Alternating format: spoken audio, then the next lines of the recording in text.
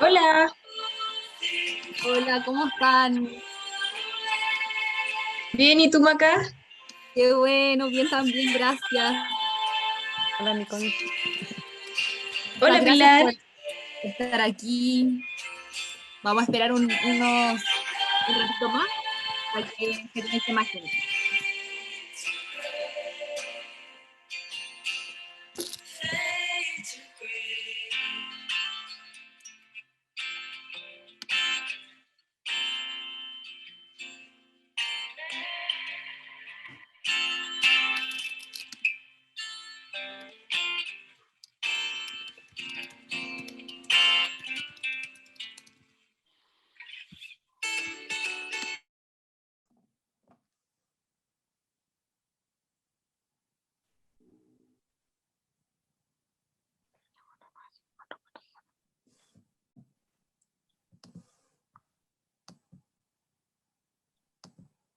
Ya vamos a comenzar entonces, en honor al tiempo y porque tenemos muchas cosas que hablar con Pilar. Vamos ahí a seguir aceptando a la gente que se conecte. No sé si me escuchan bien. ¿Sí? Ya, perfecto. Bueno, entonces, en primer lugar, darle la bienvenida a todos y a todas las que están aquí en este conversatorio de Calén, que es titulado Ser Madre desde la Cárcel. Es nuestro tercer conversatorio ya de este segundo ciclo. Para la gente que recién se está integrando a estos conversatorios, a esta charla, les queremos contar que estos nacen de la necesidad de que las personas se involucren en la formación y en la difusión de temáticas carcelarias, y también nace de la necesidad de ser parte del cambio a las diversas problemáticas sociales que existen en la actualidad. Algunos datos prácticos que queremos dar antes de iniciar en nuestro conversatorio es que, en primer lugar, queremos pedirles que mantengan sus micrófonos apagados y sus cámaras prendidas, con el fin de que podamos registrar, sacar fotos y poder también compartirlas en nuestras redes sociales. En caso de que se salgan del Zoom, pueden volver a ingresar en el mismo link o con el mismo número de ID. Y después de la exposición de Pilar va a haber un tiempo para conversar y hacer preguntas en el caso de que alguien quiera preguntar algo, pueda acotar algo, o sea, quiera acotar algo. Y en el caso de tener alguna pregunta, pueden escribir, tengo una pregunta en el chat, y al final les vamos a dar la posibilidad de abrir el micrófono para poder preguntar en voz alta. Ahora sí, entonces, sin otro particular, queremos presentar a nuestra tercera y gran invitada de este conversatorio, que se llama Ser Madre desde la Cárcel. Ella es Pilar Larroulet, es PhD en Criminología y Justicia Criminal, es académica del Instituto de Sociología de la Universidad Católica y se ha desempeñado en la investigación de la reinserción social. Pilar ha sido partícipe de diversos estudios enfocados en la población penitenciaria femenina que está privada de libertad, y es en ese contexto es que hace poco se publicó el estudio Reinserción, Desistimiento y Reincidencia en Mujeres Privadas de Libertad en Chile, donde Pilar fue una de las principales investigadoras. Sobre su expertise en este tema es que hoy ahondaremos en las consecuencias del encarcelamiento materno en hijos e hijas y cómo el rol de cuidadoras y o sostenedoras de mujeres que son madres termina siendo una barrera para el proceso de reinserción social. Así que, sin otra cosa que agregar, le damos el pase a Pilar. Muchas gracias, Pilar, por estar acá nuevamente. Gracias Macarena, gracias a todos y a todas los que se conectan un jueves a las 7 de la tarde, más Zoom en nuestras vidas, que yo creo que están bien plagadas de Zoom, así que le agradezco el tiempo, le agradezco además un honor estar acá y que me inviten. Yo supe de Fundación Calén hace tiempo, como por casualidad alguna vez, viendo algo sobre Javiera y el tema que sea, que no esté en Santiago, con un país que somos tan centralizados como este, me pareció realmente especialmente fascinante. Así que creo que de las ventajas que tiene este nuevo mundo virtual es la posibilidad de conectarnos desde distintos lugares que estamos, ¿cierto? Así que agradezco mucho esta oportunidad. Como yo le comentaba a Macarena antes de partir, yo me siento casi un poco incómoda hablando solo de maternidad y cárcel. Mi foco en general ha sido en cárcel femenina mucho y en reinserción. Y entiendo que quizás estoy equivocada, es uno de los primeros conversatorios con foco más en género y en cárcel femenina, si no me equivoco. Entonces creo que también desde ahí hay que partir dando un cierto contexto. Voy a tratar de mantenerme en los 20 minutos que me dijeron, voy a tener el teléfono un poquito más a mano, para poder dar espacio a preguntas y comentarios y discusiones posteriores. Vamos a intentarlo por lo menos. Primero partir dando como cierto contexto, ¿cierto? O sea, cada mes o cada día uno podría pensar, hay alrededor de 3.000 mujeres privadas de libertad en Chile, y sabemos que este porcentaje es menor en relación al porcentaje total de población privada de libertad, es solo un 7% hoy día, se mueve en general entre un 6 y un 8%, pero también que ha aumentado muchísimo en las últimas décadas, que es algo que también hemos visto en otros países, en otros contextos. O sea, Chile es parte de un contexto más internacional donde la población penal femenina ha aumentado significativamente y por sobre el aumento de la población penal masculina. También como parte de este contexto, entender, creo que en el fondo hay una llamada a entender la experiencia carcelaria no como un evento aislado en sí, sino como parte o el final de un proceso, ¿ya? Y de un proceso que muchas veces es reiterativo, de hecho. A veces se nos olvida que para que una persona esté en la cárcel, hombre o mujer en este caso, esa persona cometió un delito, fue arrestada muchas veces frente a sus hijos e hijas, que es un tema que vamos a discutir cierto hoy día, inició un proceso de justicia largo, o sea, de sentencia frente al tribunal, etcétera, hasta terminar en la cárcel. Y hay bastante literatura que analiza, de hecho, el rol que tiene el género y el ser madre en cada uno de estos procesos y de estas etapas. Perdón, ahí estamos. Y en general, este proceso, ¿cierto?, ha sido vivido por varias mujeres muchas veces, por tanto por sus hijos e hijas, como decía también. Entonces, cuando pensamos en las consecuencias y los efectos que tiene la cárcel o en el proceso mismo de reinserción y la maternidad, tenemos que pensar, y a veces nos cuesta desde la investigación, lo digo, y me imagino que también más desde la práctica, en pensar que esto es un efecto o hay consecuencias que se acumulan a lo largo de la vida, ¿ya? Que se acumulan en el tiempo. Y antes de discutir efectivamente sobre maternidad, discutir un poco quién es la mujer que está privada de libertad. Yo sé que acá varios y varias de ustedes trabajan directamente como trabajo o voluntarios dentro de unidades penales y probablemente femeninas. Entonces, todo lo que yo voy a decir acá son cosas que es probable que hayan ya visualizado por su propia misma experiencia práctica. En primer lugar, plantear que, al igual que los hombres, la mujer que está privada de libertad son mujeres altamente vulnerables, ¿cierto? O sea, sus historias de vida son historias de vida marcadas por la pobreza, por la baja escolaridad, por historias de desempleo, por haber vivido, crecido en barrios con altos niveles de violencia, por consumos problemáticos de droga, por enfermedades físicas y mentales sumamente prevalentes más que en población en general. La frase clásica de la hermana Nelly, que yo creo que hemos todos repetido, de que en Chile se encarcela la pobreza, que es algo que se ve también a nivel internacional, voy a insistir en eso, es efectivamente así. Pero Sí, hay pues es bien enfatizar, pero particularidades lo que pasa es que en el caso de la población femenina. En primer lugar, creo que es importante entender que la población femenina privada de libertad tiene múltiples desventajas, incluso más allá que sus pares masculinos. Tiene experiencias de trauma y abuso, que en el caso concreto de la mujer, a diferencia del hombre, se enmarcan en la esfera privada, o sea, en la familia, y se extienden a su vida adulta. O sea, nosotros siempre decimos a partir del estudio de reinserción, que son historias que uno ve de abuso y victimización en la infancia y que en la vida adulta se manifiestan en violencia intrafamiliar, violencia de pareja, etc.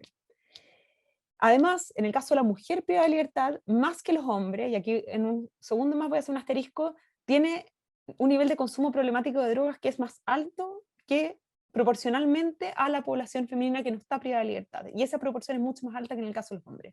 Esto es así, aquí el asterisco centralista de mi discurso, en Santiago principalmente, ¿ya? En la región metropolitana. Nosotros hicimos un estudio en el 2010, si no me equivoco, más o menos, ya los años se pasan, de consumo de drogas dentro de las cárceles en la primera décima, de hecho, y metropolitana, y lo que vimos es que en la metropolitana el perfil de la mujer es totalmente distinto. Entonces voy a hacer el punto que en el caso de Chile por lo menos se concentra en esto, aunque a nivel internacional uno también ve esta alta tasa de consumo problemático de drogas. La mujer privada de libertad tiene menores niveles de escolaridad que los hombres y además tiene menor experiencia laboral, algo que es interesante porque está claramente anclado en inequidades de género, ¿cierto? O sea, en el fondo en dificultades para acceder al mercado del trabajo que toda mujer tiene, más aún aquellas que vienen de contextos más vulnerables. el punto que quiero hacer con esto es algo, y aquí me tomo de un sociólogo que se llama Bruce Western, que yo cito harto y leo mucho, que él habla de que en el caso de las mujeres, más que en el de los hombres, la cárcel emerge como la última opción cuando toda política social ha fallado, ¿no? Es como el último recurso cuando no ha habido otra política social que se haga cargo de problemas que subyacen a la mujer que llega a la cárcel. Eso en términos como estas múltiples desventajas. Por otro lado, la historia de la mujer que está privada de libertad tiene historias delictuales mucho menos extensas que las de los hombres, tiene mayor probabilidad de haberse iniciado tardíamente en el delito, que es tradicionalmente un factor de protector, ¿cierto? De alguna manera, o de menor riesgo de una carrera delictual extendida, y en su mayoría, inmensa mayoría, voy a decir, están privadas de libertad por delitos no violentos, drogas y delitos menores contra la propiedad que solemos no mirar, que es el hurto, que es mayoritario en esta población. Y finalmente, que es el tema que nos reúne hoy, ¿cierto? La gran mayoría de las mujeres son madres, y son madres que estaban o que vivían, en su mayoría al menos, con sus hijos antes de caer presas. Si uno mira datos recogidos por Paz Ciudadana y la Fundación San Carlos de Maipo en el 2014, el 91% de las mujeres versus el 70% de los hombres señalaban tener al menos un hijo, y además ellas declaraban un mayor promedio de hijos, y en mayor proporción también haberlos tenido siendo menor de 18 años, ¿ya? O sea, en general son madres y en su inmensa mayoría vivían con ellos o los veían frecuentemente antes de caer antes de caer en la cárcel, cosa que no podemos decir en el caso de los hombres, ¿ya? Y es interesante cómo estos perfiles se repiten, de hecho, yo esto lo encuentro en general bien fascinante, a nivel de otros contextos, en países nórdicos, que uno podría decir el perfil va a ser distinto, en países anglosajones, Estados Unidos, Inglaterra, Australia, y en Latinoamérica, en el caso de Chile, en el caso de Argentina, por ejemplo, que son algunos de los estudios que uno ha podido ver, ¿ya? Entonces, bajo el título que nos convoca hoy día, que es Madre y Cárcel, hay tres posibles temas de discusión. Yo temo que algunos de ustedes vinieron pensando en uno que, les voy a decir al tiro que no es el que vamos a hablar. El primer tema de discusión evidente es cuál es la experiencia de la maternidad al interior de la cárcel. Cómo las mujeres que son madres, ¿cierto?, enfrentan el desafío de ejercer su maternidad al tiempo que cumplen una condena al interior. Segundo tema son las consecuencias que tiene el encarcelamiento materno en los hijos. Y el tercero es cómo la maternidad afecta, impacta, influye, etcétera, en el proceso de reinserción, o sea, en el momento de que salen las mujeres de la cárcel.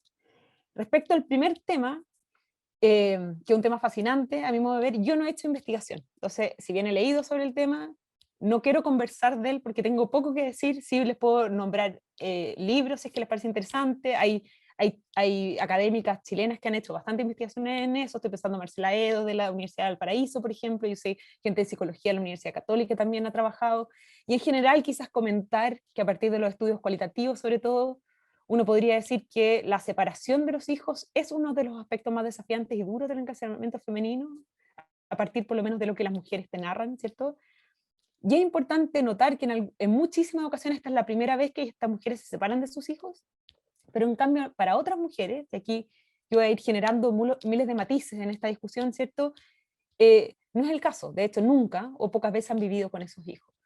Pero para quienes se separan por primera vez, hay desafíos muy marcados de aprender a ejercer esa parentalidad a distancia, con el contexto de dificultad en el contacto, que es algo que hemos visto bastante extremado a raíz de la pandemia, aunque la pandemia también ha generado nuevas oportunidades, como la posibilidad de llamar por teléfono, etcétera, etcétera, que son temas que uno debiese discutir desde la perspectiva de una política pública más de largo plazo, dada la distancia que tienen las cárceles de mujeres muchas veces, porque son pocas, ¿cierto?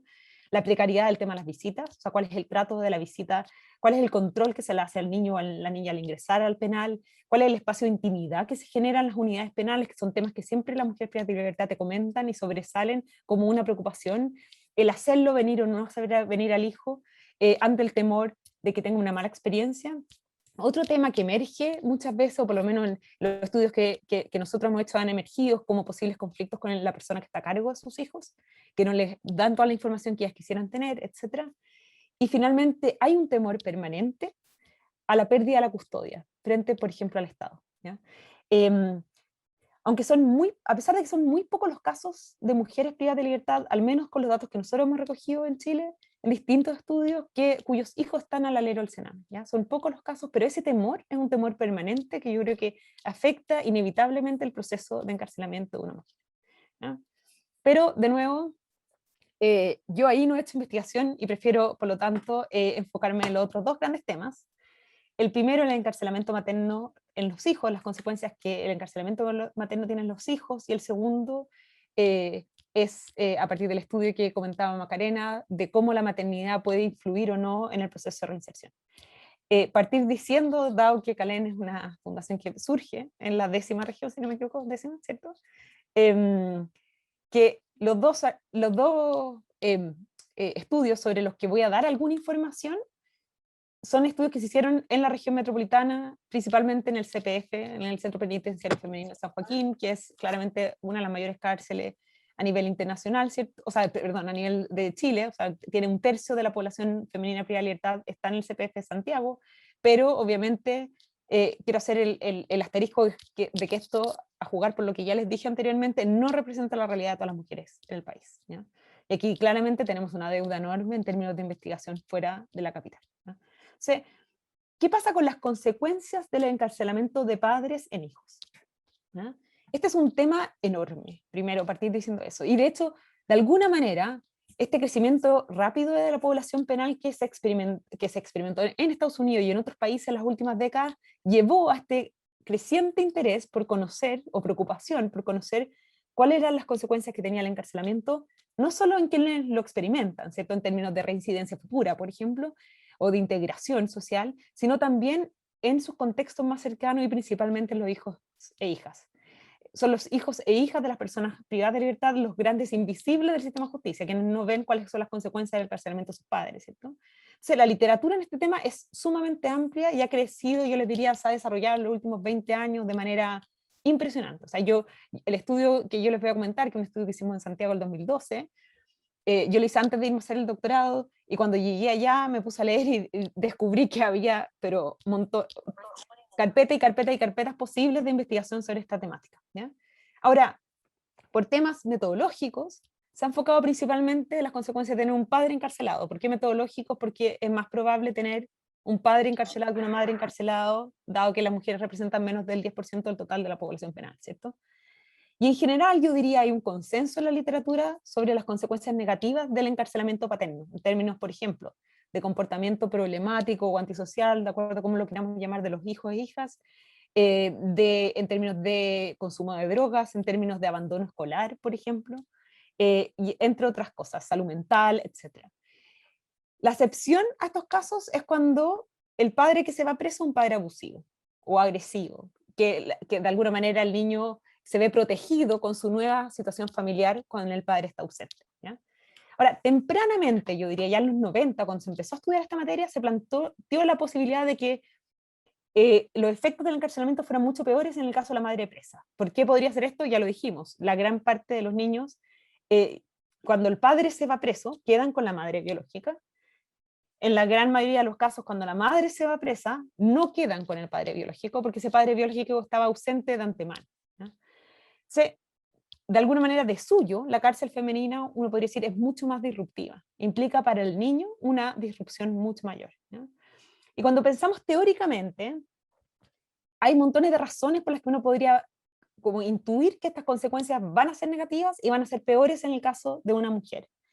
Desde la teoría de la frustración, por ejemplo, que plantea que ante experiencias adversas que no nos gustan, que nos desagradan, tomamos decisiones o hacemos acciones que de alguna manera buscan como responder a esta mala sensación que tengo y que se asocia principalmente a estrés, etc. Y podemos pensar en miles de consecuencias negativas del encarcelamiento materno, como la privación económica, hay menos recursos en el hogar, el haber experimentado y observado la detención de la madre, que yo creo que es algo que uno pocas veces discute y que emerge en varios estudios cualitativos, la inestabilidad residencial, tener que cambiarse de casa, por ejemplo, de barrio, de tu amigo del barrio, porque tu madre se fue presa, etc. Y obviamente esto sería más importante en el caso de las mujeres. O sea, los datos gringos, por ejemplo, muestran que el 88% de los hijos de padres presos quedan a cargo de su madre, comparado solo del 37% de los hijos de madres presas. Ahora, en el caso del estudio que nosotros hicimos en 2012, que es solo mujeres, no puedo dar los datos de los hombres, pero el 80% de los niños vivían con sus madres al ser ellas detenidas, y en el 60% de los casos el padre estaba de antemano totalmente ausente. O sea, ¿con quién quedan a cargo? Con los abuelos maternos, en su mayoría. En el caso del estudio de reinserción, que es más reciente, el 16% de los hijos vivía con el padre biológico mientras la madre estaba privada de libertad, y un 44% con los abuelos maternos. ¿Ya? Eso es como para que tengan más o menos esos datos. Después, si uno piensa desde una teoría más del vínculo social o del apego, el encarcelamiento quiebra ese vínculo materno-infantil muchas veces en etapas tempranas del desarrollo, ¿ya? Y eso significa que la madre no está presente ahí no solo para acoger, que sería relevante, sino que también para supervisar, por ejemplo, las acciones que ese niño o niña están haciendo, ¿ya? Obviamente, el efecto que tenga la cárcel va a depender de cuál era el vínculo previo que existiera, y también de las herramientas parentales que esa madre tuviera o padre tuviera para poder ejercer su parentalidad, ¿cierto? Y por último está el tema del estigma, que el estigma del encarcelamiento, dice la literatura, no solo afecta a quienes experimentan la cárcel, sino que también a quienes, a su entorno más cercano, a su familia. Y al menos lo que se plantea es que este estigma podría ser mucho mayor en el caso de la madre, porque es menos normativo, es menos esperable que una madre se vaya presa, ¿ya? Y lo que hemos discutido siempre, como en distintas investigaciones que por lo menos que yo he hecho, es esta idea de que la mujer tiene este doble estigma, de que quiebra la norma y quiebra su rol esperado de género de una buena mamá, una madre presente, una buena esposa, una buena dueña de casa.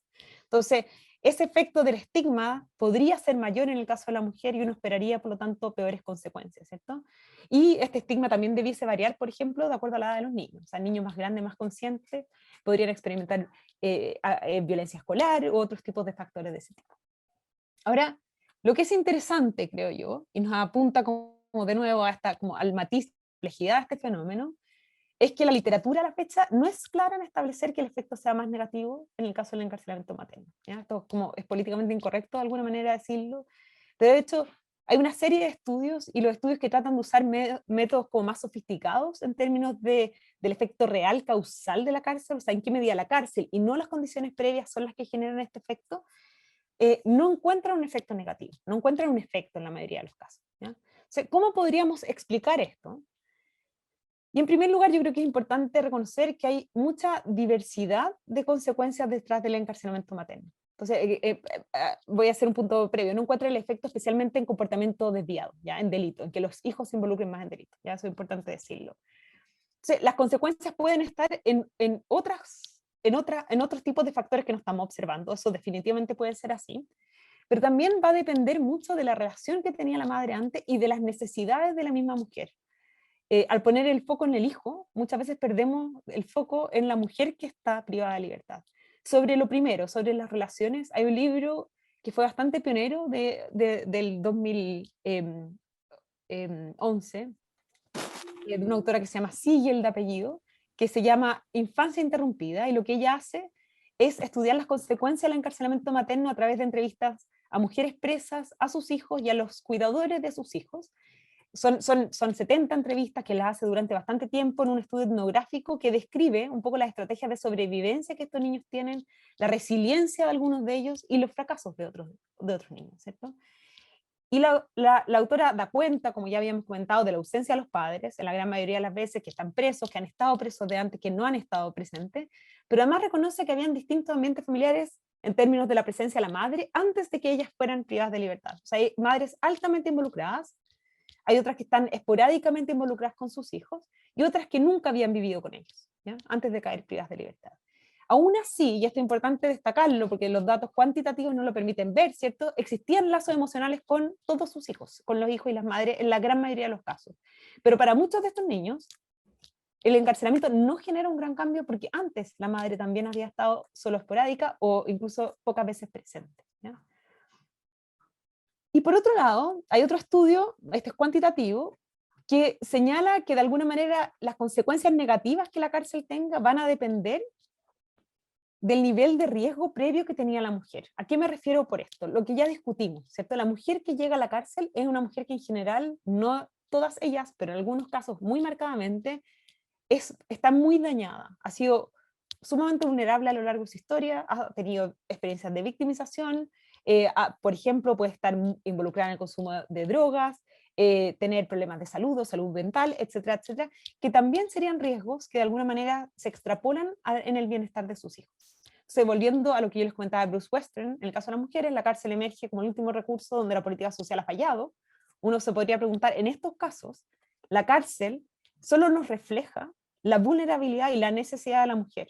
No necesariamente uno puede concluir que para el hijo va a ser mejor. Lo que está claro es que uno se tiene que hacer cargo de los problemas de que subyacen al involucramiento delictual en el caso de esa mujer, ¿ya?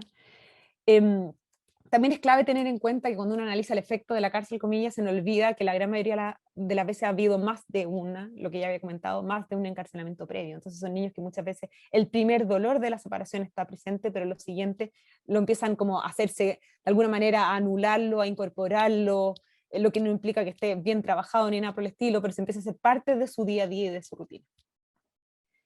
Nosotros hicimos este estudio en 2012, sobre lo llamamos impacto social de la prisión femenina, que lo que hicimos fue entrevistar a 300 mujeres que fuesen madres de hijos menores de edad en el CPF Santiago, y entrevistamos además al cuidador de uno de sus hijos, al custodio, principalmente la abuela, de al menos uno de sus hijos, ¿ya?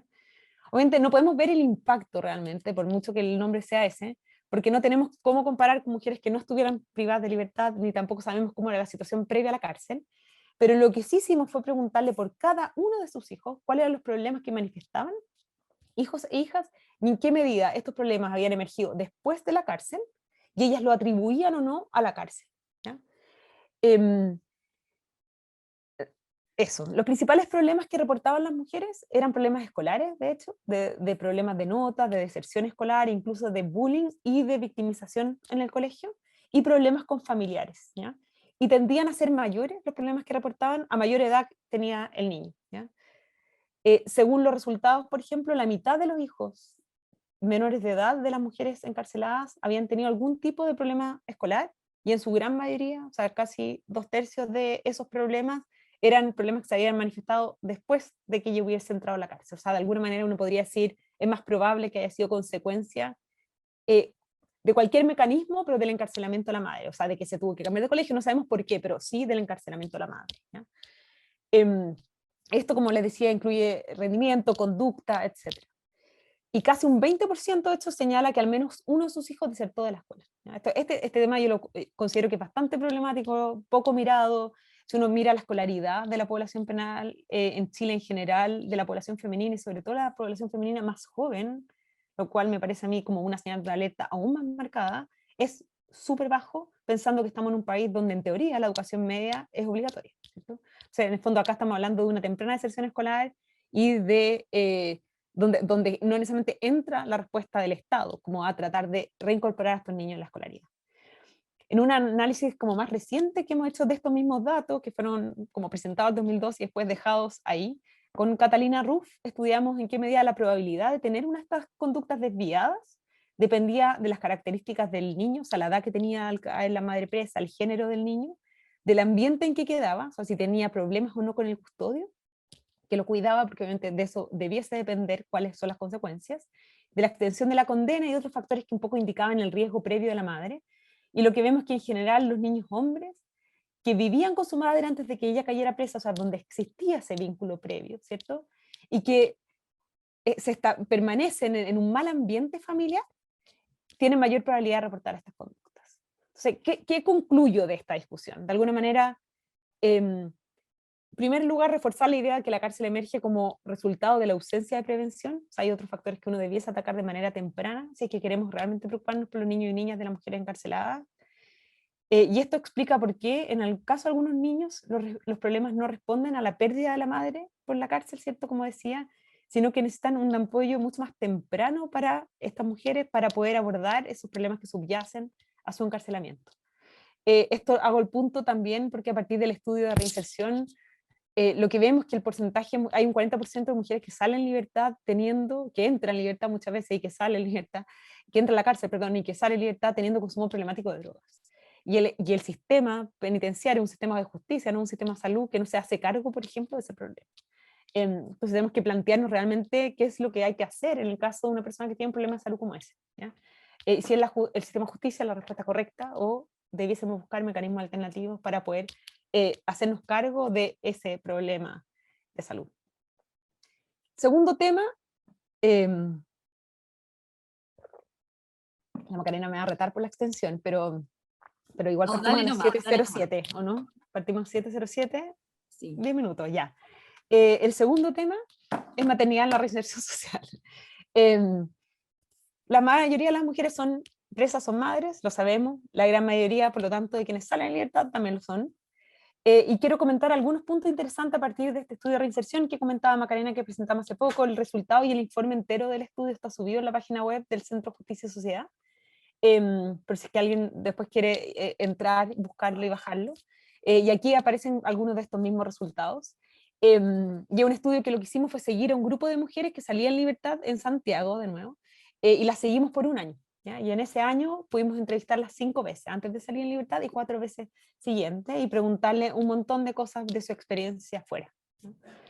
Entonces, en primer lugar, destacar que antes de salir en libertad las mujeres otorgan como una relevancia enorme al rehacer los vínculos con sus hijos, ¿ya? Ellos son por lejos lo más desafiante, pero lo mejor a lo largo del proceso de reinserción, ¿ya? Eso es como, solo preguntábamos qué ha sido lo mejor y lo más desafiante, y los hijos pasan a ser permanentemente lo mejor de estar afuera, pero también los grandes desafíos de estar afuera. A diferencia de los hombres, las mujeres vuelven a familias y a contextos fuertemente definidos por roles tradicionales de género. Por tanto, como señala otra autora que ha hecho un trabajo precioso de reinserción de mujeres en Estados Unidos, Andrea Leverens, las mujeres experimentan en mayor proporción que los hombres este doble estrés o doble desafío de alejarse del delito, reinsertarse socialmente, integrarse a esta sociedad, etcétera, buscar empleo, buscar hogar, etcétera, etcétera, etcétera. Le vamos a poner a todos los desafíos que experimentan al mismo tiempo que cuidan a otros, ¿ya?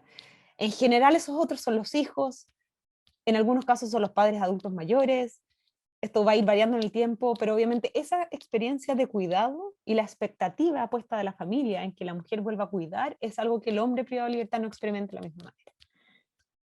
Si miramos la literatura que aborda el abandono del delito, la literatura del desistimiento que se llama, y de reinserción social, vemos que el rol de ser madre no es concluyente, o sea, no es tan claro si es que el ser mamá o no genera un abandono temprano del delito o no.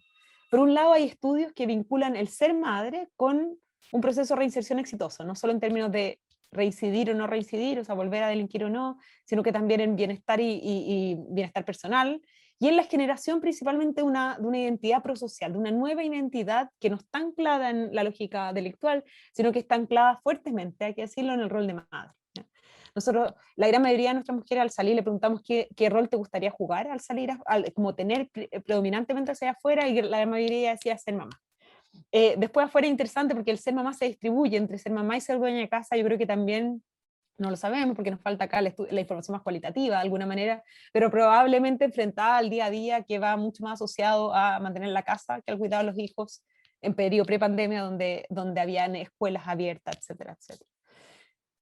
Los hijos, de hecho, en este proceso emergen como la figura clave para motivar el abandono del delito, ¿cierto? O sea, aquellos estudios que plantean que los hijos pueden generar esto, lo plantean de esta manera. O sea, en el fondo es la motivación central que facilita la generación de una identidad prosocial, insisto, anclada en este rol de madre, pero además son un reflejo claro, los hijos, del costo que tiene la cárcel. O sea, la cárcel no tiene un costo abstracto para la mujer. Es, yo dejé a este niño de 2 años y hoy tiene 10. O sea, perdí 8 años de verlo crecer, ¿cierto? Y de hecho en el estudio nosotros preguntábamos razones para no reincidir entre quienes no habían reincidido, y la gran mayoría, al menos un cuarto de ellas, hablaba de la familia, de los hijos principalmente. Hijos, pareja, a veces, familia en general. Pero los hijos como figura clave para no reincidir.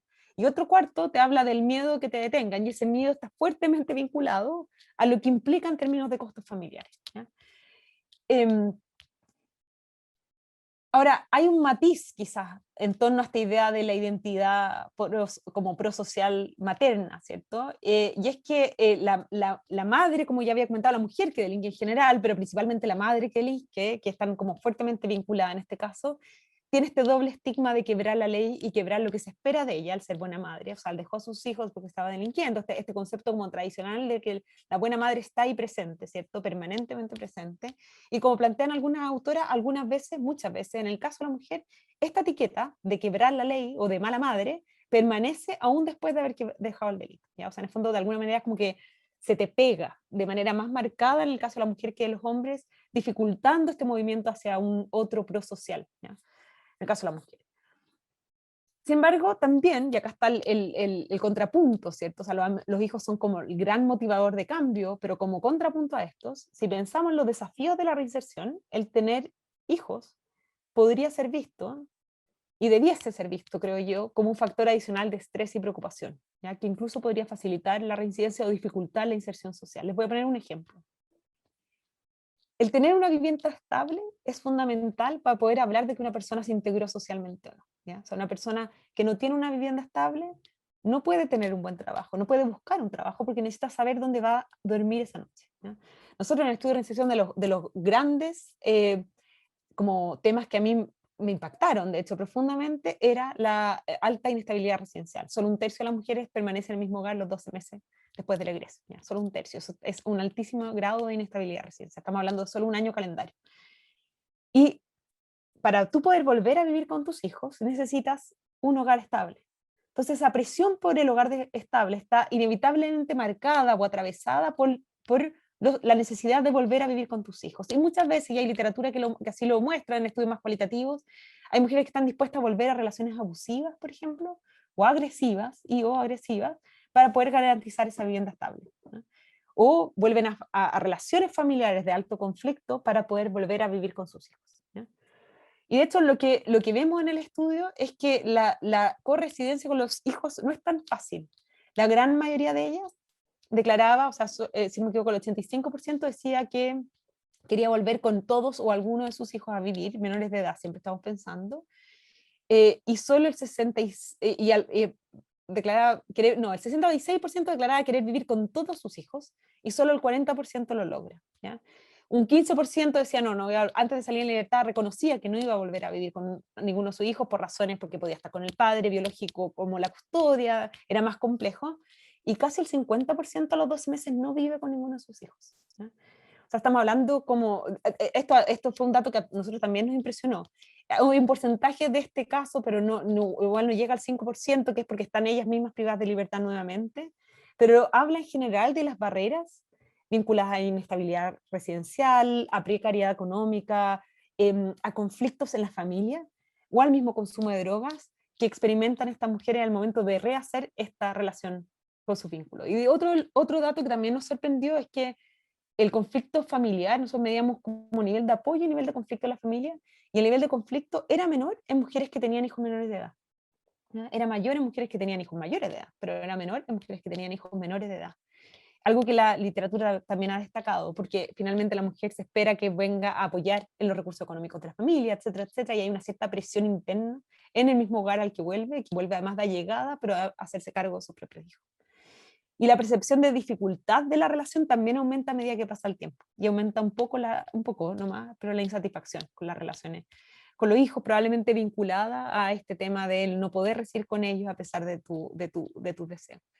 Quiero terminar comentando también un artículo que salió hace muy poco, muy bonito, de una académica escocesa, si no me equivoco, que plantea la necesidad de mirar un poco más allá de esta dicotomía como de ser padre o ser madre, ¿ya? Ella distingue, por ejemplo, el rol que juega como el embarazo deseado o no deseado, la parentalidad durante la adolescencia, que suele ser bastante estresante para cualquier padre y madre, más aún para la mujer que no está presente o que sale en libertad en ese momento, o la pérdida de hijos, algo que nunca nos preguntamos en general al estudiar esta relación entre maternidad y reinserción o maternidad y delito, ¿cierto? O sea, la invitación probablemente es a mirar a cada mujer y a cada historia, ya que el rol de los hijos puede ser un catalizador de cambio para algunas, pero fue un fuerte motivo o una fuente de estrés para otras, principalmente como consecuencia también de los roles tradicionales que la sociedad espera de ellas al momento de salir en libertad. Eso. Perdón Muchísimas por la gracias, extensión. Pilar. No, no te preocupes, en verdad que muchas gracias por tu interesante, tu importante también conversatorio, por todos los datos que nos entregaste. Es muy importante como todo lo que mencionabas, por este enfoque, en el fondo, este enfoque de género que tiene, que muchas veces en el sistema, o sea, que en general en el sistema carcelario es invisibilizado, que no se toca. Entonces poder hablar de estos temas es muy bueno para visibilizar y para también poder hacer algo al respecto. Así que muchas gracias, Pilar, por tu exposición. Realmente son datos que muestran la realidad carcelaria y que nos incitan a seguir trabajando por esto. Así que muchas gracias también por los estudios que han hecho de tanto tiempo, no solo tú, sino también otras mujeres que saben mucho del tema y que también ayudan a la comunidad a poder mostrar y a poder conocer un poco más del sistema carcelario, y específicamente el sistema carcelario femenino. Así que muchísimas gracias, Pilar.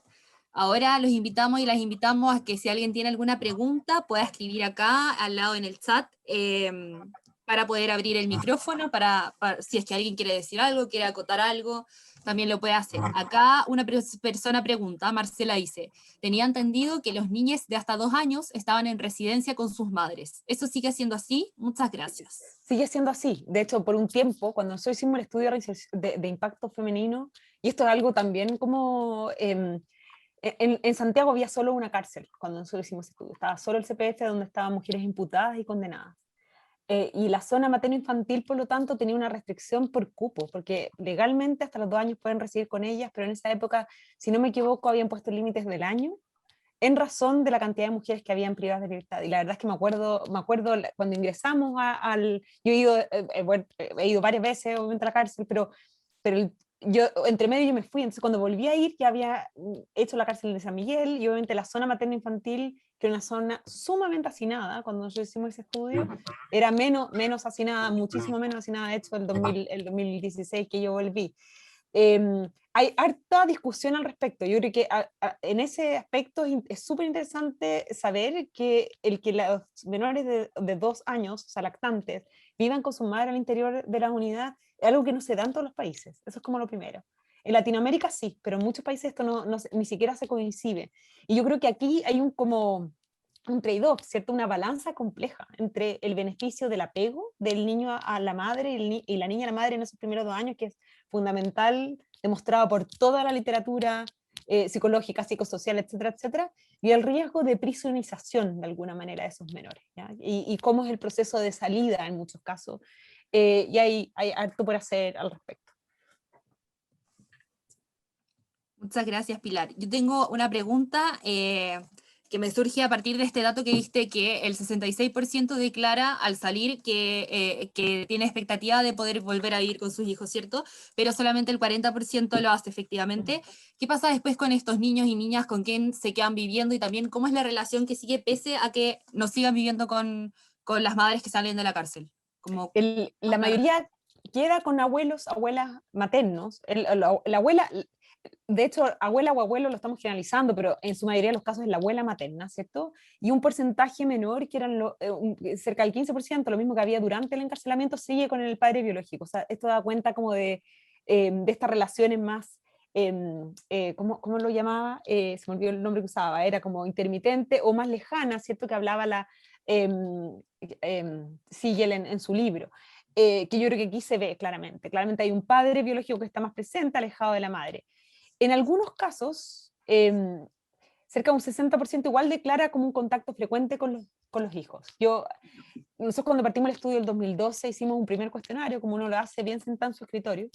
Yo habiendo hecho como voluntariado en la cárcel de mujeres y estudios cualitativos previos, etcétera, pero senté en mi escritorio y hice un cuestionario. Cuando fuimos a pilotearlo, de hecho, la pregunta era: ¿vive con su hijo o no vive con su hijo? Y nos dimos cuenta de lo errada de la pregunta, de nuevo, tomando al paper de Schinkel lo dicotómico, ¿cierto? No es sí o no. Había mujeres que no vivían con ellos, que los veían todos los días. Sí, eso varía bastante, es cierto, pero hay un porcentaje de ellas que sí se mantiene más lejana del contacto frecuente con los niños. Ya, perfecto. Muchas gracias, Pilar.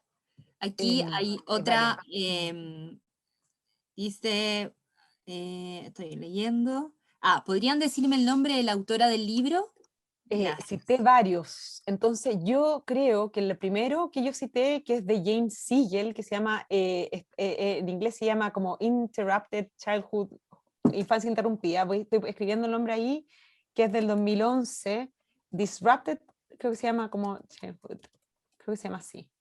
Y el último paper que cité, que es un paper del 2019, es un apellido, estos apellidos son imposibles siempre decir, y obviamente el artículo no me acuerdo el nombre ni siquiera, pero es de ella, del 2019, y que se llama algo como Turning Points y Parenthood o algo como en esa línea, ¿ya? Ahí está, yo lo puse los dos en el chat.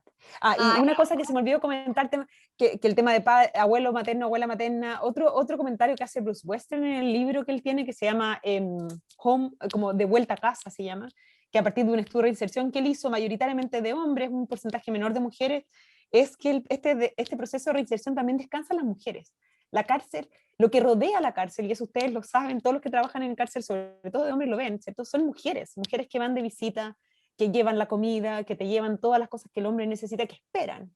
La madre, la pareja, la polola, la hermana, la tía, la mujer. Y la mujer también espera a la mujer que está privada de libertad. O sea, es súper interesante cómo, no es interesante, pero es una pregunta que uno debiese hacerse, cómo el proceso de apoyo al privado de libertad es un proceso que también tiene claramente un componente de género importante. Y el rol de la abuela en esto, ¿cierto?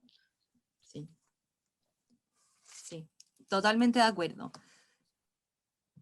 Pilar, y una pregunta que también me surge como a partir de eso, si quizás tuvieses como, no sé, como 3 cosas que el Estado debiese asegurar o que debiese como garantizar para las mujeres que son madres, que están dentro de la cárcel, ¿qué cosas pensarías tú? ¿O qué cosas propondrías tú? O sea, lo primero yo creo que uno tiene que volver como a las reglas de Bangkok, que es evitar a toda costa, en el caso de las mujeres con hijos menores de edad, sobre todo, como la cárcel como recurso, ¿ya? Y yo creo que ese es un tema que uno tiene que discutir principalmente con la prisión preventiva. O sea, se nos olvida que si hay un tipo de cárcel donde hay más mujeres representadas que hombres, es en la prisión preventiva, ¿ya? Y en la prisión preventiva estamos hablando de mujeres que no tienen una condena. Entonces, esa es una pregunta concreta a hacerse. Y en lo concreto al respecto, y esto me baso en el estudio de reinserción nuestro, discutir las condenas cortas, en el caso de la mujer. La mujer está sobre representada también en condenas cortas de 30 a 60 días, pero en su mayoría son condenas cortas reiterativas, o sea, en el fondo el sistema no las ve, no acceden en ningún tipo de intervención. Esto es algo que yo he repetido como caballito de batalla, entonces espero que nadie me haya escuchado ya 20 veces decirlo, pero pueden haber pasado toda su vida adulta en la cárcel. Lo que pasa es que la condena es muy corta y no acceden a nada, no acceden a educación, no acceden a capacitación, no acceden a absolutamente nada. Y en la mayoría de estos casos, además, son mujeres que reinciden rápidamente y tienen consumo problemático de sustancias. Entonces, en estas circunstancias es evidente que hay que empezar a pensar en mecanismos alternativos, en penas que se cumplen en el medio libre, pero que se hagan cargo del problema que subyace, ¿ya? El otro tema que yo creo que hay que discutir es el tema del contacto, cómo facilitar el contacto entre hijos y madres, hijas, hijos y madres privadas de libertad, ¿cierto? La pandemia, yo al inicio de la pandemia, como escribí una carta con otra persona que también trabaja en una fundación de mujeres, como presionando hacia el uso de teléfono, algo que después efectivamente se hizo. Es verdad que la gran mayoría de las mujeres tiene teléfono al interior de la cárcel, pero también es cierto que tienen un riesgo al tenerlo. Entonces, pensar mecanismos alternativos y discutir el contexto de la visita, que yo sé que se ha hecho en ciertas condiciones, en ciertos como contextos, porque hay espacios de proyectos de intervención, ¿cierto?, que se enfocan en la vinculación materno-infantil, creo que también hay un punto ahí. Y pensar también, porque también es cierto que las mujeres idealizan la maternidad mientras están en la cárcel, ¿ya? Y esta es una dificultad fuerte porque se enfrentan, insisto, a un deseo de vivir con ellos y a una realidad de no vivir con hijos también, ¿cierto? Que muchas veces es porque hay otros problemas que obstáculos en ese proceso. Entonces, pensar en programas que enfoquen como de mejor manera ese rol de la parentalidad y que idealmente sea de hombres y mujeres también, porque este sobrefoco, que uno habla de yo me imagino que ningún conversatorio ha sido de padres presos, por ejemplo, ¿cierto? No.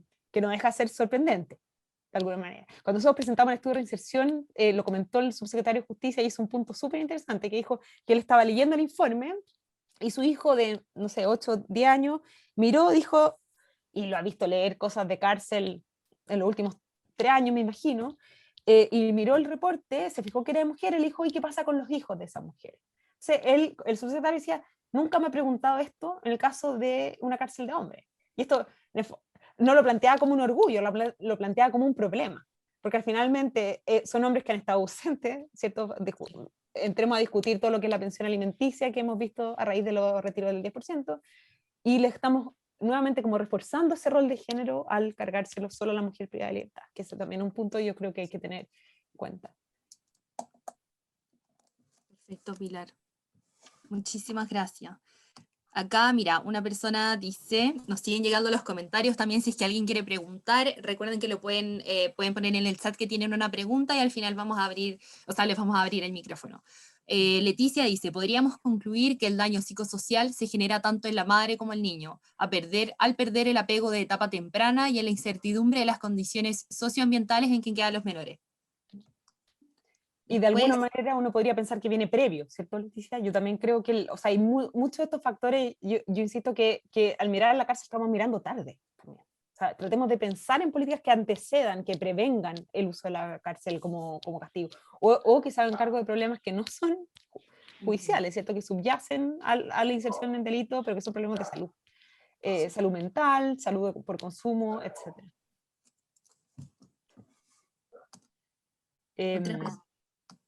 sí, mira, otra persona dice, bueno, acá recomiendan un libro que se llama Malas Madres, de Julieta Di Corleto en Argentina, y acá también nos llegan, bueno, también nos preguntan por la bibliografía, no sé, Pilar, ahí creo que la pusiste, ¿cierto? Abajo en el chat.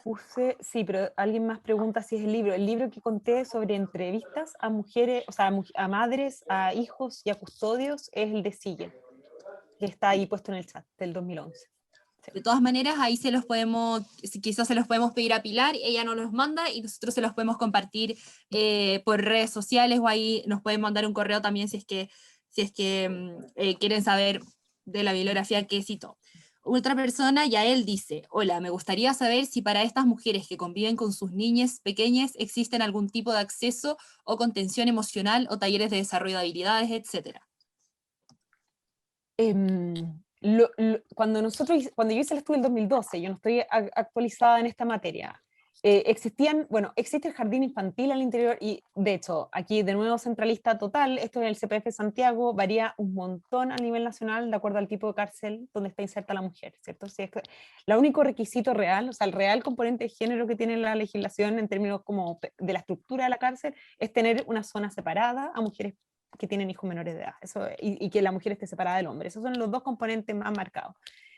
Pero en algunos casos, esa zona separada está dentro de una unidad penal masculina, ¿cierto? No es así en el caso de Santiago, donde es una unidad femenina. Entonces, está. Y dentro de la zona materno-infantil que se llama, hay un jardín de Junji. O sea, esos niños desde los 6 meses en adelante van. Y tienen, por lo tanto, acceso a bastante, como, a todo el desarrollo que tendría cualquier niño en un jardín infantil concreto, ¿cierto? Sí. Pero, y hay también actividades de desarrollo de habilidades parentales que hace tanto Gendarmería como el Arzobispado de nuevo, estoy hablando solo desde Santiago, así que pido perdón, ya él preguntó esto, mil disculpas, desde Santiago te estoy respondiendo esto. Todo se puede hacer más, es evidente, hay una discusión hoy de ley de tratar de evitar el encarcelamiento materno con niños de menores de 2 años, pero siempre es insuficiente, y de hecho creo que es una crítica que aparece en una pregunta después, todo lo que hay hoy en día, o en su inmensa mayoría, se enfoca al interior de la unidad y no a lo que ocurre después, que es como un poco la discusión que estamos teniendo a raíz del estudio de reinserción. O sea, en el fondo el foco en reinserción está cerrado a una vez que salen en libertad, sin el foco de qué ocurre después, qué ocurre en el proceso de reencontrarse con sus hijos, que tampoco es una pregunta que nos estamos haciendo, cómo colaboramos y facilitamos el proceso para ese niño que experimenta el regreso de una madre, por ejemplo. Perfecto. Acá otra pregunta, o sea, otra, Marina, que es de Argentina, pregunta, ¿qué porcentaje de reincidencia hay en las mujeres?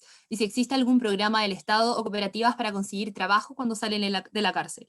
46% de las mujeres de nuestro estudio vuelve a delinquir durante el primer año. ¿Ya? Esto es por autorreporte, no por sistema de justicia.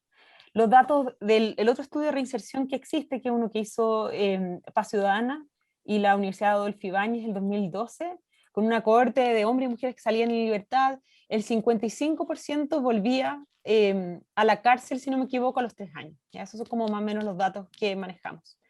En el caso de intervención enfocada en trabajo, bueno, Kalen nos puede contar ahí, ¿no? Efectivamente, hay un programa, hay una serie de programas, hay una serie de fundaciones. El proceso de organización ha descansado principalmente en fundaciones, ¿cierto? Entonces, hay fundaciones que se enfocan en entregar trabajo de capacitación al interior de la unidad y en algunos casos con un componente al exterior de la unidad, como es Cimientos, por ejemplo. O la corporación Abriendo Puertas en el caso de las mujeres en Santiago, por lo menos. Pero como política de Estado, lo único que ha habido es este programa Más R hace 3 años atrás, que trataba de generar este tema de capacitación e inserción laboral, pero partió con hombres y se hizo un llamado a un concurso para trabajar con mujeres justo previo a la pandemia. Sí. Con respecto a eso mismo, quiero acotar también que nosotros, por ejemplo, en Fundación Calén, lo que hacemos es, en primera instancia, entendemos el proceso de reinserción social como un proceso mucho más complejo que solamente la colocación laboral, porque trabajamos en el fondo del desarrollo de las habilidades psicosociales previamente, antes de colocar laboralmente a una persona que sale de la cárcel, pero de todas maneras, cuando ocurre todo este desarrollo y cuando las personas egresan de la cárcel, sí buscamos oportunidades laborales para ellos y para ellas. Y también, claro, como decía Pilar, hay otras organizaciones también que lo hacen desde la sociedad civil y también el Estado desde el proyecto Más R, que en el fondo lo que hace el Más R es como ubicar laboralmente a las personas una vez que salen de la cárcel. Después, otra persona dice muchas veces, Mari, dice muchas veces ese padre biológico no permite a la madre que vuelva a verlos. Efectivamente. Nicole pregunta, no me quedó claro esto, ¿hay estudios que comprueben que mantener el apego de niñas con sus madres en cárcel disminuye sus posibilidades de delinquir a futuro? Lo que yo conozco en estudios, para ser bien clara, es que la cárcel en sí misma genere consecuencias en involucramiento delictual futuro. Y lo que los estudios más como serios metodológicamente muestran es que en promedio, ¿cierto? Para el promedio del niño que experimenta el encarcelamiento materno, ese efecto no es negativo, no existe muchas veces, ¿ya? Ahora, el punto real acá es que depende, finalmente. Va a depender de qué, va a depender del vínculo previo con la madre, va a depender del nivel de riesgo previo que la madre tenía, va a depender de si pudo mantener o no, y ahí yo creo que calza un poco más tu pregunta, el vínculo, mientras ella está privada de libertad, va a depender si queda con una abuela que la contiene, la regalonea, estoy exagerando quizá, o poniendo los puntos ahí, o si que tiene un conflicto en el lugar donde queda, ¿cierto? Pero principalmente va a depender del nivel de riesgo previo de la madre, ¿ya? No hay estudios, en cambio, y este es una alerta, siento yo, o que yo conozca por lo menos, que traten de ver el por qué se genera ese efecto, el por qué en algunos casos, ¿cierto?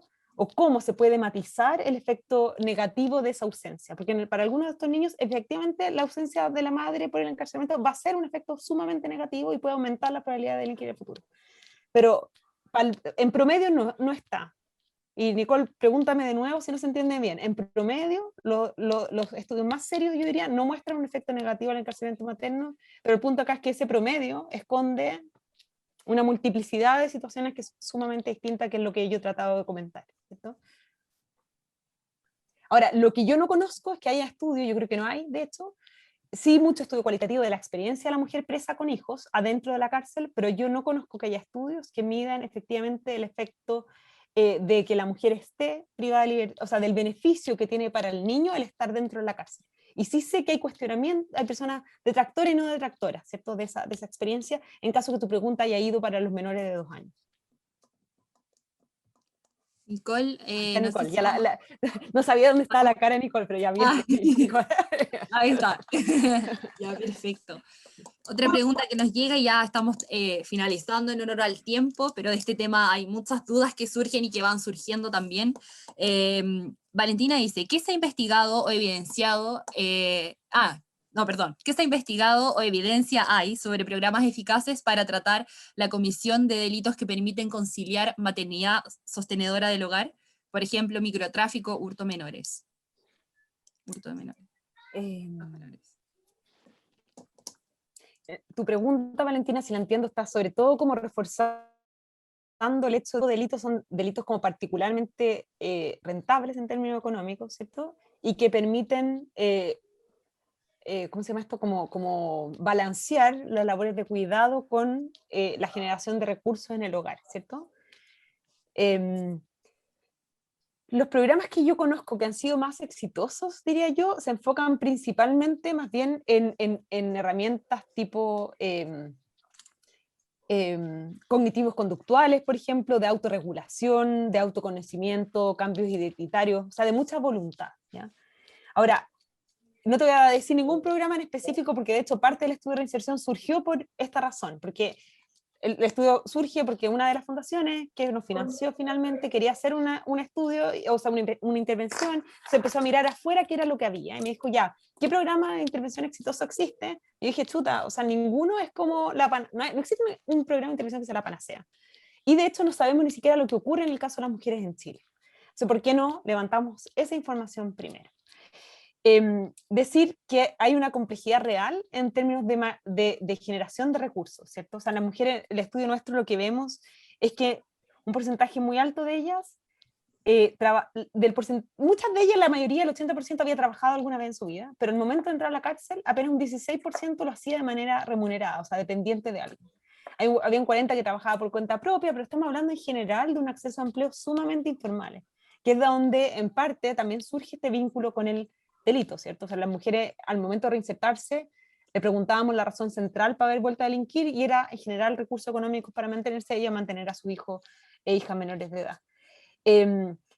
Sí, hay que entender que son mujeres de baja escolaridad con mucha dificultad de acceder a un empleo de calidad, ¿ya? Y si hay algo que la literatura dice es que un empleo, pero solo en la medida que sea un empleo que te genere satisfacción, desarrollo personal y recursos económicos suficientes, te puede generar un cambio en tu involucramiento delictual, o sea, puede generar un cambio hacia la convencionalidad, y yo creo, esto lo creo, que también es un gran indicador de integración social, ¿ya? Porque cuando hablamos de reinserción solemos pensar solo en delito cuando hay muchos otros factores asociados. Te puedo mandar, o si no por correo, algún par de programas que nosotros en su minuto levantamos como exitosos. En el caso de las mujeres, siempre exitosos en términos de reinserción, son porcentajes muy menores. Yo, volviendo atrás, creo que lo más exitoso en esta población sería considerar el consumo problemático de sustancias, por lo menos para aquellas que lo requieren, ¿cierto? Que estamos hablando de un 40%, no para todas. Y lo otro que hemos comentado harto a raíz del estudio de reinserción es la necesidad de pensar en intervenciones que no existe una receta única. Hay necesidades que son demasiado disímiles. Hay mujeres que requieren realmente partir por una intervención que tenga el foco en el cambio más motivacional y identitario, porque están sumamente insertas en un mundo y una estructura de vida delictual, ¿cierto? Que salir del delito no basta con que tú le entregues un empleo, porque aunque le entregues un empleo va a seguir hurtando, y sobre todo el caso de las mecheras es muy marcado, porque la mechera tiene en general un consumo problemático de drogas que aquí no es un tema causal, no sabemos si es causal o no, pero que probablemente afecta su involucramiento delictual. Para ellas, hacerse cargo del consumo o hacerse cargo de esa identidad delictual. Para otras, en cambio, que no tienen consumo problemático de drogas, que tienen experiencias a veces laborales o que quieren, aunque sea más precario, buscar las alternativas de empleo formal o de empleo por cuenta propia, que ha sido como bastante prevalente en el caso de las mujeres. Yo creo que es claramente un mecanismo, porque tampoco podemos pensar, y un poco la discusión que yo he tratado de hacer a raíz del estudio de reinserción, es que acá se requiere cambios de voluntad, de individual, como de identidad, de nuevo, de querer moverse hacia afuera, pero se requieren oportunidades, porque por mucha voluntad que uno tenga, si no tengo un trabajo y tengo a mis niños o mis nietos a cargo, yo voy a tener que salir a hacer algo, ¿ya? Entonces la oportunidad tiene que ir de la mano con la motivación de cambio que tienen estas mujeres. Sí, poner como asterisco, yo creo que tendemos a pensar, de nuevo, desde los roles más tradicionales de género, la necesidad de buscar empleos por cuenta propia para mujeres que salen en libertad, y aquí igual hay un riesgo, ¿cierto? Porque el empleo por cuenta propia es precario, es más precario, es más inestable, entonces, pero por otro lado es cierto que se tienen que hacer cargo de los niños, poder poner a discutir y entregar otras alternativas que sean de mayor dependencia o estabilidad, va a requerir cambios también de comprender el sentido del trabajo, el beneficio que puede tener el trabajo, pero los costos que tiene en términos de rutina, de llegar a la hora, etcétera, etcétera, que también va a ser un desafío de cara al cuidado de otros y buscar alternativas de cuidado, de hecho. O sea, eso es como una variable clave, partiendo de la base que la gran mayoría de los casos no hay un padre presente, porque desconocer eso es tapar el sol con un dedo, ¿cierto? Muchas gracias, Pilar. Aquí finalmente llegan las dos últimas como reflexiones. En primer lugar, Leticia dice, no hay trabajo de intervención y prevención para evitar que las mujeres vuelvan a delinquir. Hay programas muy cortos mientras están internas, pero al salir quedan totalmente vulneradas. Otra persona dice, con el COVID muchas mujeres se fueron a casa a terminar la condena. Les entregaron a sus hijos y no tenían dónde dormir con ellos. Eso nadie lo pensó. De hecho, y eso es cierto, nadie lo pensó. Yo creo que como uno de las consecuencias, porque no puedo decir beneficios, pero de las cosas que generó el COVID fue abrir esos ojos. Marí dice eso, ¿cierto? En el fondo, algo que uno que ha trabajado con esta población lo sabe, pero el abrir los ojos públicamente, es decir, negaron el indulto. ¿Cómo alguien va a negar el indulto en un contexto de pandemia dentro de una unidad penal que uno sabe que históricamente han sido los lugares donde se concentran las muertes? No ha ocurrido esta vez, ¿cierto? O sea, mi expectativa en marzo era decir, chuta, esto puede tener graves consecuencias. Y aún así, negar el indulto es el indicador clave de lo que también voy a citar a Bruce Western, como Bruce Western dice, salir de la cárcel es salir de la cárcel a la pobreza. Y negar eso es como negar de nuevamente la realidad. Se nos hace, soy positiva en general en la vida, entonces digo, esto nos permite abrir los ojos de otras personas que esto nunca se le hubiera ocurrido. Perfecto, Pilar. Yo tengo la última pregunta, muy cortita, como en 30 segundos, y también una pregunta que hacemos siempre a quienes exponen en los conversatorios, en nuestros lives de Instagram también. Si en 30, cuando tú dijiste, el mirar la cárcel estamos mirando tarde, ¿cierto? Si tú tuvieses que decirle a la gente que está acá en 30 segundos, ¿cómo podríamos aportar cada uno desde el lado en que estemos? Quizás no todos los que estamos acá trabajamos en la cárcel, pero sí podemos hacer algo por las mujeres que son madres y también por la población penitenciaria que está en los recintos penales del país. ¿Qué dirías que podemos hacer? Esto había que dar cuenta de que esta pregunta venía antes, para pensarlo un poquitito en 30 segundos, pero yo creo que voy a comentar algo que alguna vez me hizo ruido, de hecho, y es, esto es una responsabilidad como de la sociedad en su conjunto y por lo tanto de cada uno de nosotros. O sea, hablamos mucho de segunda oportunidad y en la práctica yo siempre me pregunto si yo daría una segunda oportunidad en mi espacio privado, ¿ya? Y eso es como una pregunta que yo creo que uno tiene que hacerse. Me pasó una vez en alguna actividad con Mujeres Privadas de la Libertad de haber escuchado a gente que le decía, tú puedes, tú tienes que creer en ti misma. Y mi pregunta fue, sentada observando esto, decir, bueno, yo creo, yo les doy ese espacio, nosotros le damos el espacio como sociedad, porque yo creo que quien les tiene que dar ese espacio efectivamente es la sociedad que los recibe. O sea, eso yo creo que sería la invitación a pensar no solo es voluntad de quien sale, sino que nuestra responsabilidad y todos nosotros creamos realmente que hay una reinserción posible, ¿cierto? Y que esa reinserción no se define solo por la ausencia o presencia de comportamiento desviado, de delito, ¿no? Perfecto, Pilar. Muchísimas gracias.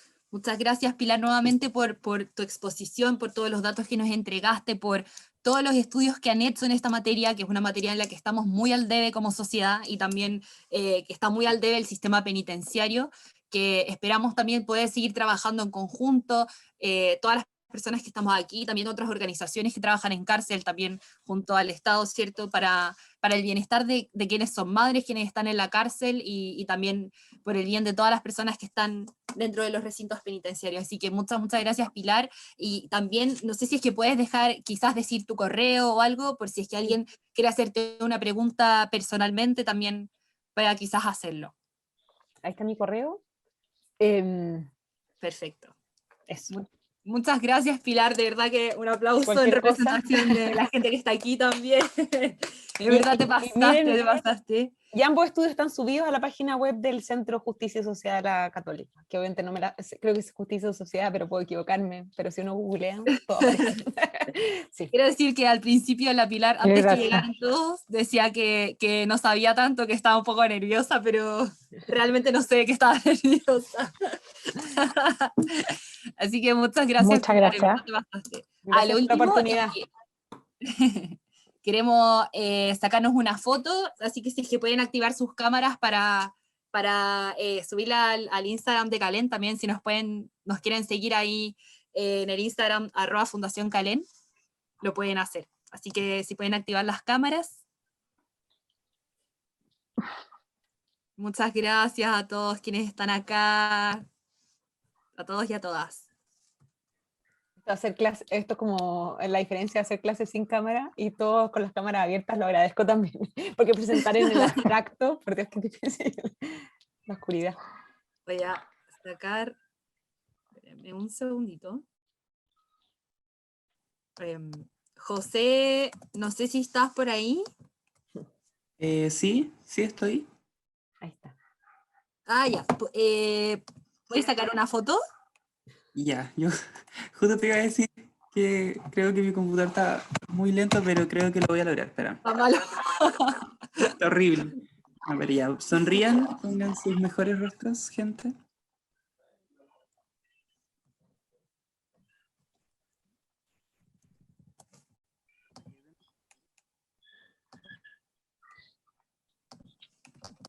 ¿Funcionó? Ya, vamos a sacar. Sí. Vuelven a sonreír. Y ahí está, listo. ¿Listo? Ya, bacán. Gracias, José.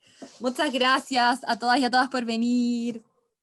Nos vemos en el próximo conversatorio y muchísimas gracias, Pilar. Ah, Pilar, te voy a pedir si puedes quedarte unos minutitos. Chao, gracias. Por favor. Chao, que estén muy bien. Gracias. Chao, muchas gracias. Gracias. Oh, buenísimo. Muchas Gracias. gracias.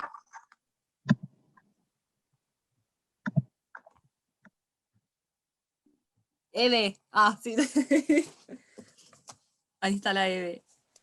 José, a ver si se queda José y Aquí estoy.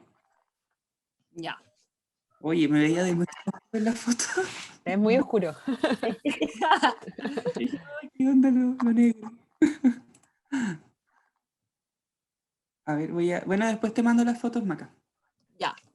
Hoy estuvo entretenido el conversatorio, estuve todo el... Muy bueno. Oye, Pilar, en verdad te pasaste, seca. Mira, la Eve, que es ella la que está ahí, Sí. ella es la trabajadora social de Calén y José es el psicólogo de Calén. El team. Sí, Sí, la dupla. falta la dupla. Javi y la Juli, que la Javi es la que estaba antes Sí. y la Juli otra que también estaba, pero yo creo que se tuvo que ir. Pero estos somos los de Calén y no, de verdad, Pilar, que te pasaste, de verdad es increíble. No, no hay palabras. No, Qué estuvo- motivante presentar con este feedback. No, pero además igual estábamos entusiasmados porque varios de los textos, o sea, nosotros también hemos operacionalizado nuestros manuales de intervención, entonces citaba en varios textos, así que era como, "Ay, vamos a conocer a la... Qué vergüenza. Pero que para bien, no hagan lo que ella dice, en cambio. No, súper, de verdad para bien. No, maravilloso. Aparte, Interesante. fue muy variada, fue mucha información, fue muy dinámica también fue como muy, no sé, Sí, como muy activa la charla, como y estaba en llama y la gente preguntaba y preguntaba, era como de verdad, Sí, bien, súper, súper. súper, sí, sí, maravilloso. no, Lo que de verdad que, necesiten. oye, Pilar, de verdad te pasaste, muchas gracias. No, Como, yo casi maté a Macarena cuando me pidió esto, pero con lo que necesiten fuera de conversatorio. oye, es que como que, o sea, tú eres muy conocida en lo carcelario, pues, como todo el mundo habla de Pilar, Pilar, Pilar, y yo nunca te había escuchado presencialmente, o sea, así como en vivo y en directo, sino que Bueno, había leído porque si cosas no... de ti, ¿no? Pero realmente estoy muy feliz de este conversatorio, así que te pasaste. Después me repito, Los así datos- que no me escuchéis tanto. Pero no, Todos este los tema datos realmente me costó más, así que... porque si bien estamos escribiendo ahora un artículo con el estudio de impacto social, igual es complejo decir la falta de efecto, que yo siempre como soy cuidadosa en tratar de no reforzar que existe, entonces, pero es políticamente lo que te decía antes, Maca, todo el mundo está esperando decir, no, es lo peor que le puede pasar a un niño. Es que lo peor no es eso, de hecho, muchas veces, lo peor es lo que venía previo también. O sea, lo peor es la historia que ese niño ha vivido con una madre involucrada en consumo de drogas. Eso en la pasta base, por ejemplo. Eso es claramente, el daño ahí está. Claro. La cárcel es como la guinda a la torta, ¿cierto? Puede profundizar, pero puede ser incluso mejor. ¿Ya? No implica eso de ninguna manera que hay que encarcelar a la gente. O sea, no es esa la solución, pero la Claro. pregunta es lo previo, ¿qué viene previo? Y ¿Dónde lo que no se hace- llegaste? y lo que se hace durante, porque no hay intervenciones. Entonces, Ese es el ahí es donde está mal puesto el foco, finalmente, como solamente lo punitivo, en el castigo. Entonces, Pero hay yo creo pocas que en posibilidades de Santiago hacer. hay más posibilidades. Yo creo que hay una diferencia regional brutal en la intervención que el Estado hace y la que las fundaciones también hacen. Calén, antes que ustedes llegaran, probablemente no habían montones de fundaciones trabajando. No sé, quizás es prejuicio. Acá es la única que hay, po. Eso es lo que yo pensaba, de hecho. En la cárcel de mujeres lo que hay es lo que ha hecho Abriendo Puertas y Mujer Levántate, que es increíble, tiene hasta una casa acogida. Entonces, el contraste es brutal, ¿cierto? Entonces, claro, y lo que sí pasa es que la intervención que hay no necesariamente responde a las necesidades, y eso sí que es problemático, creo. Y la mirada de punti, o sea, en el fondo, claro, el que la misma institución haga ambas trabajos, bueno, hay un montón de cosas, la falta de seguimiento, de pensar en lo que pasa después de la cárcel. Pero en fin. sí, acá, o sea, nosotros acá, o sea, en los lagos, ahora yo estoy en Santiago, en la región de los lagos, somos la única organización que trabaja por esto, pues, y hay, como decís tú, hay muy pocas organizaciones, o sea, las que trabajan en cárcel, sí tienen este enfoque como de reinserción, que no es solo como se entiende como de trabajar